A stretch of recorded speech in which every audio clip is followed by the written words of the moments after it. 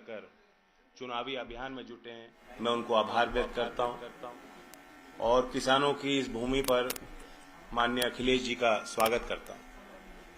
आपको याद होगा कि कैराना का एक बाय इलेक्शन था जहां हमने एक स्लोगन दिया था और एक नया पॉलिटिकल समीकरण बनाया था। उसी सामाजिक और राजनीतिक समीकरण को लेकर उत्तर प्रदेश में एक व्यावहारिक और सकारात्मक परिवर्तन लाने के लिए हमने गठबंधन बनाया है। नारा भी वही है, मुद्दे भी वही हैं। गन्ना जीतेगा, जिन्ना हारेगा। इसका मतलब साफ है। जो लोग हमें बांटने की कोशिश कर रहे हैं, जिन लोगों ने किसानों का सम्मान नहीं किया, नौजवानों को रोजगार नहीं दिला पाए, अब उनका वक्त खत्म है। और जिस तरह से उम्मीद के साथ सभी जाति और वर्ग का समर्थन आज गठबंधन के पक्ष में आता दिख रहा है, खासतौर से जो यूथ वोट है, जब मैं शब्द उम्मीद का इस्तेमाल कर रहा हूं, वो यूथ वोटर जो है वो उम्मीद और विश्वास के साथ आ रहा है। हमने देश का कल बजट देखा जिसमें किसानों के लिए, रोजगार सृजन के लिए कुछ भी नहीं था। नरेगा जैसी योजना, जिसको खुद आर्थिक सर्वेक्षण जो बजट के एक दिन पहले पेश हुआ था, ये बता रहा था कि उसकी डिमांड बढ़ गई है। कोरोना महामारी में वही एक तरीका था कि शहरों से पलायन कर रहे मजदूर जब वो गांव लौटे, उन्होंने अपना घर का, परिवार का जो भी वो इंतजाम कर सकते थे, उस योजना के माध्यम से उनको एक आर्थिक सहारा मिल रहा था। पिछले वर्ष नरेगा में 1,11,000 करोड़ रुपए खर्च हुए और इस साल के बजट में सिर्फ 73,000 करोड़ का आवंटन सरकार ने किया है। 2018-19 यानी 3 वर्ष पहले औसतन 51 मैन डेज मिलते थे, जहां 100 दिन का रोजगार योजना में देने हैं। 51 दिन केंद्र सरकार दे रही थी, जो एक अन्याय है। और वो इस बजट ने और घटा दिया, सिर्फ 44 दिन का काम इस योजना में हम मजदूर को देना चाहते हैं। तो फिर रोजगार के लिए भी आपने देखा, बजट में कोई ऐसी घोषणा नहीं कि नौजवानों को उम्मीद मिल सके। और किसानों के लिए मोर क्रॉप पर ड्रॉप, जो एक नई योजना प्रधानमंत्री ने चालू की थी। पिछले साल का बजट 4,000, इस साल का बजट 2,000 करोड़, आधा कर दिया। तमाम ऐसी योजनाएं हैं, पीएम फसल बीमा योजना, उसका बजट घटा दिया। तो ये संकेत है कि सरकार चाहे केंद्र की हो, चाहे यूपी की हो, और ये एक फ्रेज को यूज करते हैं, टर्मिनोलॉजी को, डबल इंजन सरकार। ये डबल इंजन की मार पड़ रही है किसान पर और नौजवान पर।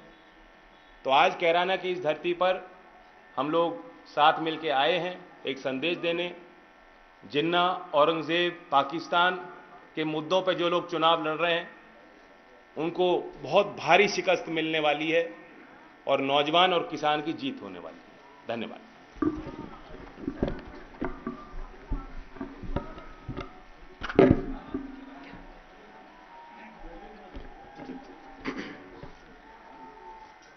हमारे साथ प्रेस में जयंत चौधरी जी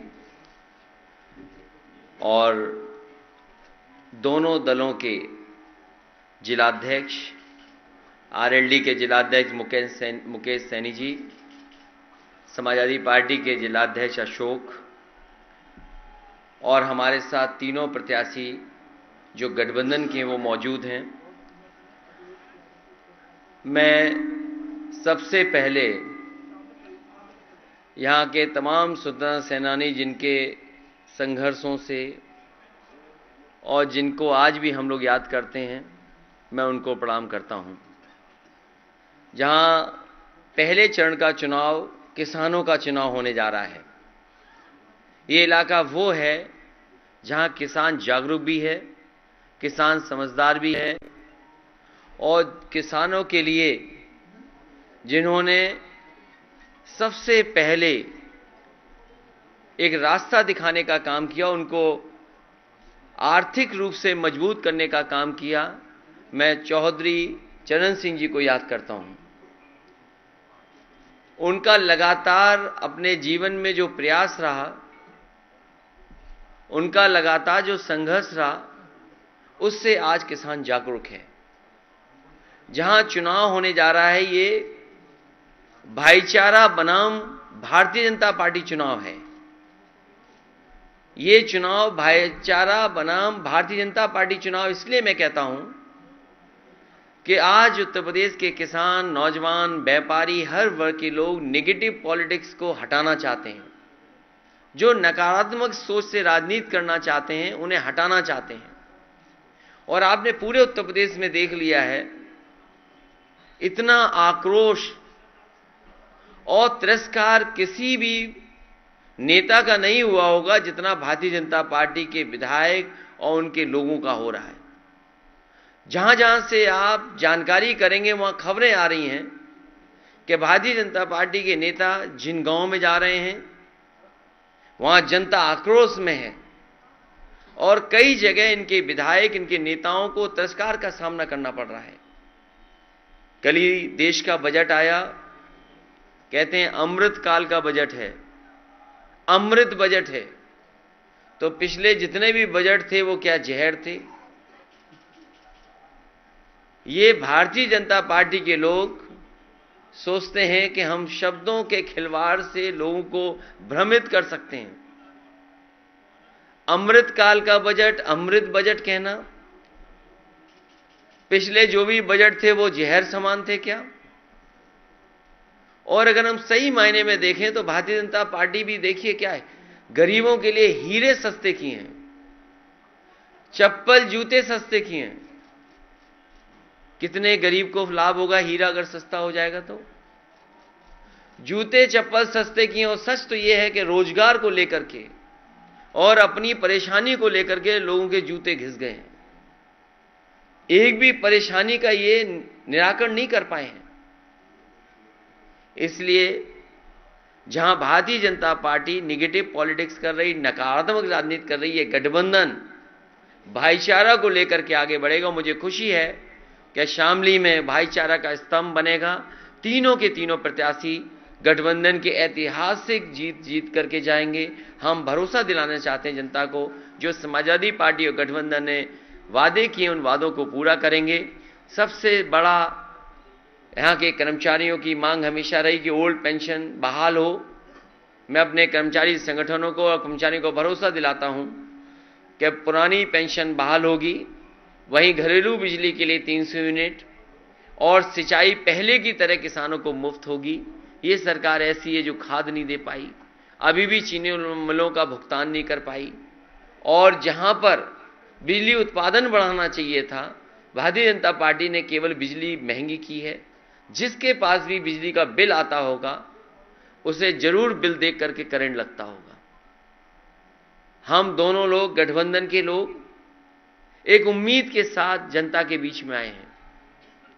उम्मीद और डर का चुनाव भी है। भारतीय जनता पार्टी के लोग डरा करके चुनाव लड़ना चाहते हैं। मैं आने वाले समय में भरोसा दिलाता हूं कि जिस तरीके से 100 नंबर जो अब 112 हो गई है, पहले तय था कि हर 8 किलोमीटर पे एक गाड़ी होगी या 12 किलोमीटर के बीच में गाड़ी होगी। अगर कानून व्यवस्था को और ठोस कानून व्यवस्था मजबूत करने के लिए अगर गाड़ियों को बढ़ाना भी पड़ेगा और फोर्स को बढ़ाना पड़ेगा, तो समाजवादी सरकार में फोर्स बढ़ेगी। अभी तो पुलिस को जो इंतजाम किया था कि 15 मिनट में पहुंच जाए, 20 मिनट में पहुंच जाए, लेकिन जब गाड़ियां दुगनी हो जाएंगी तो मैं समझता हूं पुलिस का रिस्पांस सिस्टम जो बनाया था समाजवादियों ने, वो कम समय में मदद के लिए पहुंच जाएगा और जो भी कानून व्यवस्था के साथ खिलवाड़ करेगा उसके ऊपर सख्त से सख्त कार्रवाई होगी। मैं ये भरोसा दिलाता हूं। इन्हीं शब्दों के साथ मैं एक बार फिर शामली की जनता से और आसपास के हमारे जितने भी पहले चरण के चुनाव हैं, मैं अपील करता हूं अपने प्रेस के साथियों के माध्यम से कि एक एक प्रत्याशी को जिताने का काम करें। लगातार हम लोग जा करके अपील कर रहे हैं कि जिताएं। यहाँ के इस गठबंधन और समाजवादी पार्टी के जो प्रत्याशी हैं प्रसन्न चौधरी जी, मैं उनके समर्थन में आपसे अपील करता हूं उनकी मदद करें। दूसरे प्रत्याशी अशरफ अली हैं, मैं उनके लिए भी सहयोग चाहता हूं, समर्थन चाहता हूं। तीसरे नाहिद की और समाजवादी पार्टी की इकरासन बैठी हैं। मैं समाजवादी पार्टी के प्रत्याशी उनके समर्थन में भी और उनके सहयोग में भी आप सबसे अपील करता हूं कि ऐतिहासिक वोट देकर के ऐतिहासिक जीत दिलाने का काम करें।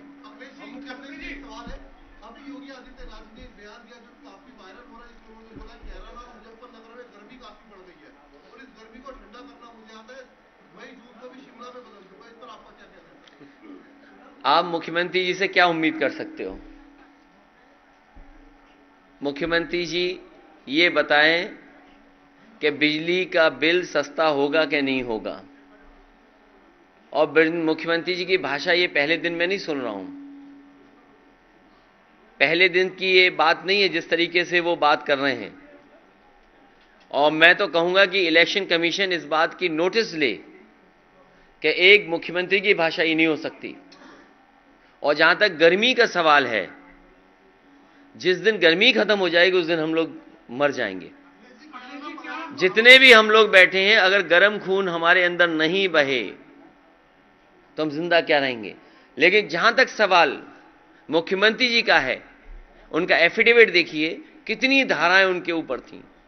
भारतीय जनता पार्टी सोच रही है कि गलती तो नहीं कर दी उन्हें मुख्यमंत्री बना करके। तो ये जो मुख्यमंत्री जी के अंदर गर्मी आ रही है, वो इसलिए गर्मी आ रही है कि ये टिकट जगह जगह मांग रहे थे, इनकी मनपसंद टिकट उन्हें नहीं मिली, उन्हें वापस उन्हें घर भेज दिया गया है। प्रधानमंत्री जी ने इन्हें पैदल पैदल चलाया। जो पैदल पैदल चल रहे हैं और बेदल हैं, कभी मुख्यमंत्री से पूछेगा उनका दल कौन सा है, क्या वो भारतीय जनता पार्टी के सदस्य हैं? और भारतीय जनता पार्टी ने तय किया है कि जिस तरीके से इन्हें पैदल पैदल चलाया, आने वाले समय में इनको कुछ मिलने वाला नहीं है, इसलिए इनकी भाषा बदल गई है। और जब से गठबंधन के लोग और गठबंधन के लोगों को समर्थन मिला है, इनके चेहरे पर तोते उड़ गए।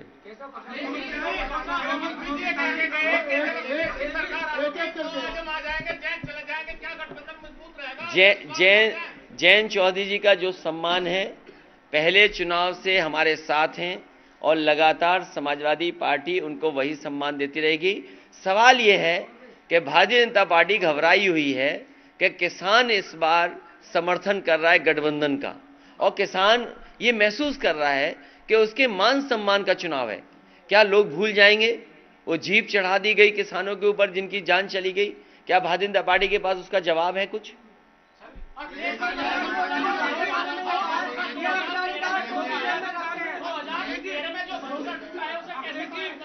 इसीलिए मैंने कहा ये चुनाव भाईचारा बनाम भारतीय जनता पार्टी है।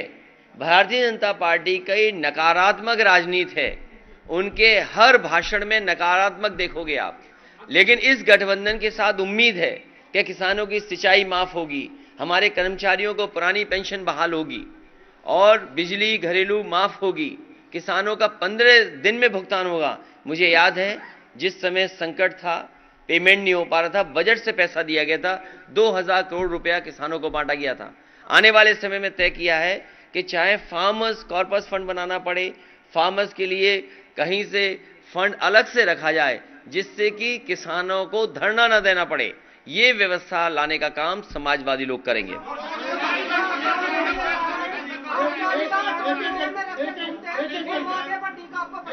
कौन कह रहा? अरे तुम लगा दो टीका। कौन कह रहा है? मैं तो कहूंगा केशव प्रसाद जी आए, हमें जीत का टीका लगा दें आके।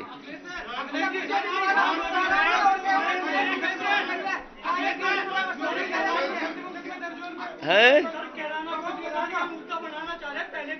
ये देखिए वो कंफ्यूज हैं। जब से हमारी और जयंत चौधरी जी की केमिस्ट्री बेहतर हुई है, और केमिस्ट्री को हिंदी में कहते हैं